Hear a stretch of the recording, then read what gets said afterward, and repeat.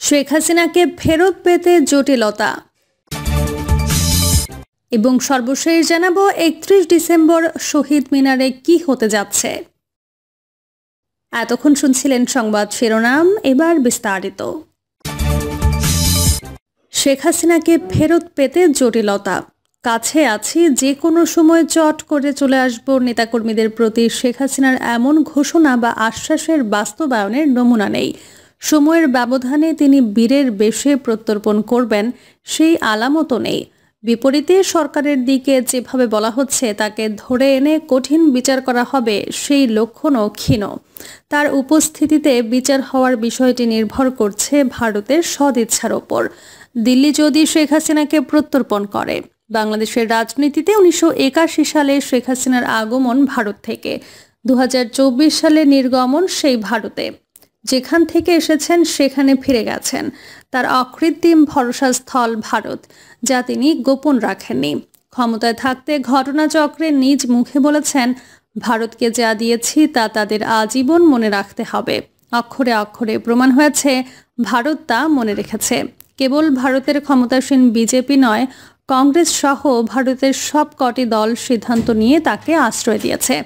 ছাত্র জনতার অভ্যুত্থানের মুখে প্রধানমন্ত্রী হিসেবে পদত্যাগ করে শেখ হাসিনা গত 5 আগস্ট ভারতে চলে যাওয়ার পর দেশটির ক্ষমতাসীন দল বিজেপি ও বিরোধী দল কংগ্রেস সহ প্রধান রাজনৈতিক দলগুলো সংসদের ভেতরে বাইরে দফায় দফায় বৈঠকে বসে। বলার অপেক্ষা রাখছে না ভবিষ্যতেও শেখ হাসিনার ভালোর জন্য যা যা দরকার দিল্লি তা করবে। শেখ হাসিনার ভারতে অবস্থান দুই দেশের রাজনীতির সমান্তরালে কূটনীতিরও বিষয়। তাকে বিচারের মুখোমুখি করতে অন্তর্বর্তী সরকারের ওপর ছাত্র জনতার অভ্যুত্থানে নেতৃস্থানীয়দের চাপ রয়েছে। সরকার তা গ্রাহ্যও করছে, যে কারণে তাকে ফেরত পেতে দিল্লিকে ঢাকার কূটনৈতিক প্রশ্ন। বাংলাদেশ ও ভারতের মধ্যে প্রত্যর্পণ চুক্তির অধীনে শেখ হাসিনাকে চাওয়া হয়েছে। দিল্লি পত্রটি গ্রহণ করেছে মানে গ্রাহ্য করেছে তা নয়। বাকিটা বোঝা যাবে তাদের এই বিষয়ক প্রতিক্রিয়ার পর। নির্দিষ্ট সময়ের মধ্যে কোনো উত্তর না এলে বাংলাদেশ একটি অনুস্মারক চিঠি পাঠাতে পারবে।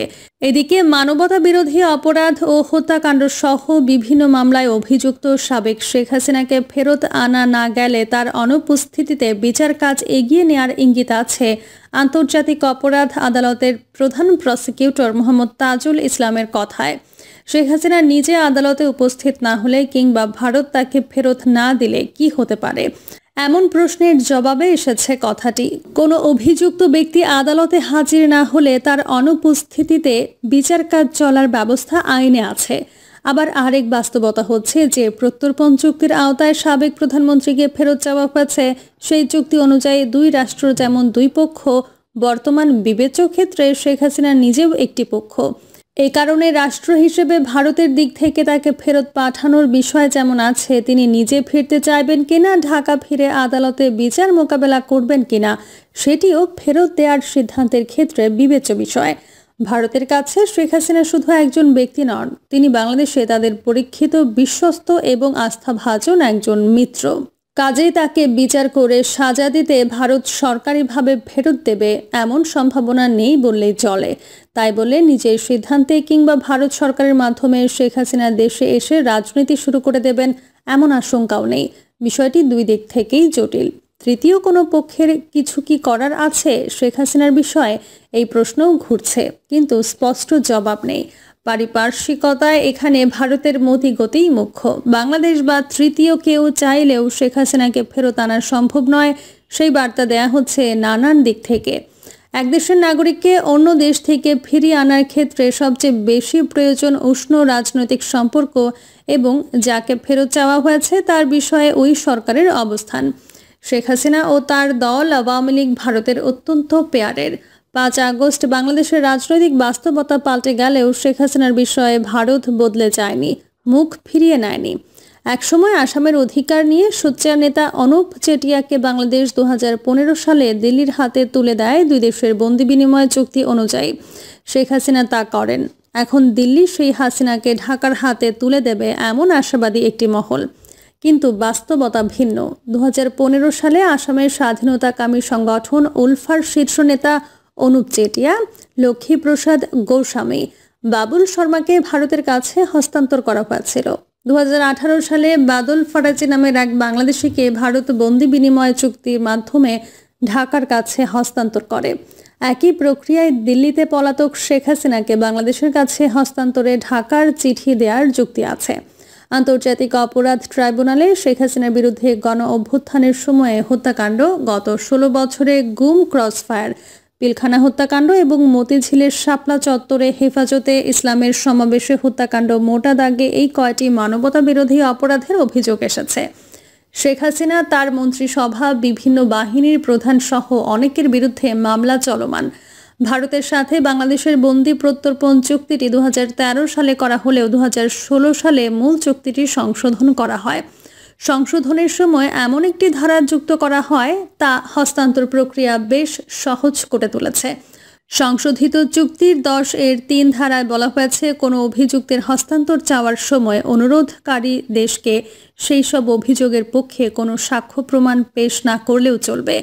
শুধু সংশ্লিষ্ট আদালতের গ্রেফতারি পরোয়ানা পেশ করলে তা বৈধ অনুরোধ হিসেবে ধরা হবে। বাংলাদেশ ভারত সম্পাদিত বন্দি বিনিময় চুক্তিতে বলা হয়েছে, এমন মামলায় আদালত গ্রেফতারি পরোয়ানা জারি করলে ভারত বা বাংলাদেশকে পলাতক বন্দি হস্তান্তর করতে হবে। হত্যা, গণহত্যা, বোমা হামলা, গুলি করে হত্যা, সম্পত্তির ক্ষতি, গুম, অপহরণ বা জিম্মি করা এবং হত্যার প্ররোচনার মতো অপরাধের মামলায় দুই দেশের পলাতক আসামিকে ফেরত দেওয়ার বাধ্যবাধকতা রয়েছে চুক্তিতে। তবে অপরাধ রাজনৈতিক হলে প্রত্যর্পণ উপেক্ষা করা যেতে পারে। আসামি ধরে আনার আরেক মাধ্যম হচ্ছে ইন্টারপোল। সেই পথেও আছে বাংলাদেশ। জুলাই-আগস্ট গণহত্যা মামলার প্রধান আসামি মাফিয়া রানী হাসিনার বিরুদ্ধে ইন্টারপোলের মাধ্যমে রেড নোটিশ জারির আবেদন করা হয়েছে। এই রেড নোটিশ জারির মাধ্যমে শেখ হাসিনার সহ পলাতক আসামিদের ফেরত আনতে চায় সরকার। ইন্টারপোল রেড নোটিশ জারি করলে শেখ হাসিনাকে ভারত থেকে ধরে আনা সম্ভব। বাস্তবে কেবল নোটিশ জারি করে কাউকে ফেরত আনা সম্ভব নয়। খুনি শেখ হাসিনা ভারতের আশ্রয়ে রয়েছেন। তিনি সেখানে বন্দী নন। তিনি বাংলাদেশের আদালতের দৃষ্টিতে পলাতক আসামি, ভারতের কাছে একজন আশ্রয় প্রার্থী। বন্দি বিনিময় চুক্তিতে কারাগারে থাকা আসামি বা গ্রেফতার করা আসামির কথা বলা আছে। আবার শুনতে যত কঠোর মনে হয়, বাস্তবে ইন্টারপোলের মাধ্যমে ধরে আনার রেকর্ড কম। এক হিসেবে জানা যায়, এখন পর্যন্ত ইন্টারপোলের মাধ্যমে 17 জন অভিযুক্ত আসামিকে বাংলাদেশে ফেরত আনা সম্ভব হয়েছে। আর বর্তমানে ইন্টারপোলের ওয়েবসাইটের রেড নোটিশের তালিকায় বাংলাদেশের 64 জনের নাম রয়েছে।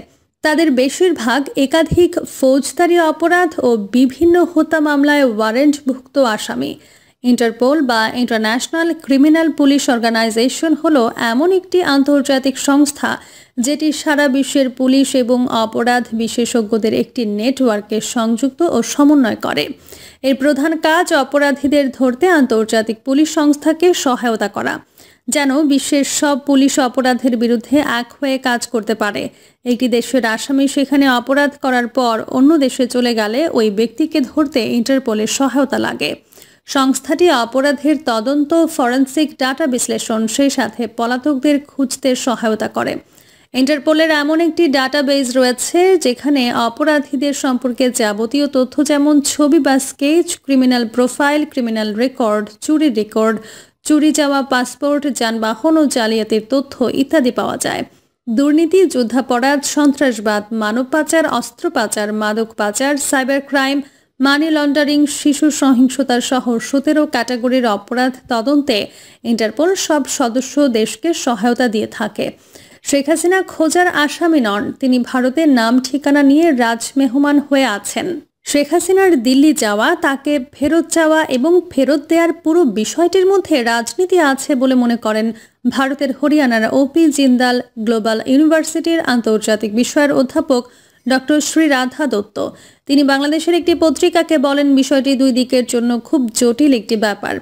কাজেই এটি নিশ্চিত করে বলা যায় তাকে ফেরত দেওয়ার ব্যাপারটি রাতারাতি ঘটবে না। অন্যদিকে বাংলাদেশের সরকারের ভেতরে বাইরে কূটনৈতিক বিশ্লেষকরা মনে করেন শেখ হাসিনার বিষয়ে দুই দেশের মধ্যে সরাসরি এমনকি তৃতীয় পক্ষের মাধ্যমে নেপথ্যে নানা রকম দর কষাকষি হতে পারে। এই দর কষাকষিতে যুক্তরাষ্ট্র অন্যতম পক্ষ হতে পারে, এমনটিও মনে করেন বাংলাদেশের ঊর্ধ্বতন কূটনীতিক। যুক্তরাষ্ট্রে বাংলাদেশের সাবেক রাষ্ট্রদূত এম হুমায়ুন কবির মনে করেন, চুক্তির কয়েকটি অনুচ্ছেদ কাজে লাগিয়ে অভিযুক্ত ব্যক্তিকে ফেরত না পাঠানোর সিদ্ধান্ত নেয়ার অভিযোগ বা সুযোগ আছে। এই ক্ষেত্রে ভারত নিশ্চয়ই তাকে ফেরত না দেওয়ার রাজনৈতিক কী মূল্য হতে পারে তা বিবেচনায় নেবে। প্রিয় দর্শক, এই ছিল এখনকার সর্বশেষ সংবাদ। আপডেট সব সংবাদ পেতে চ্যানেলটি সাবস্ক্রাইব করে বেল আইকনটি ক্লিক করে রাখুন।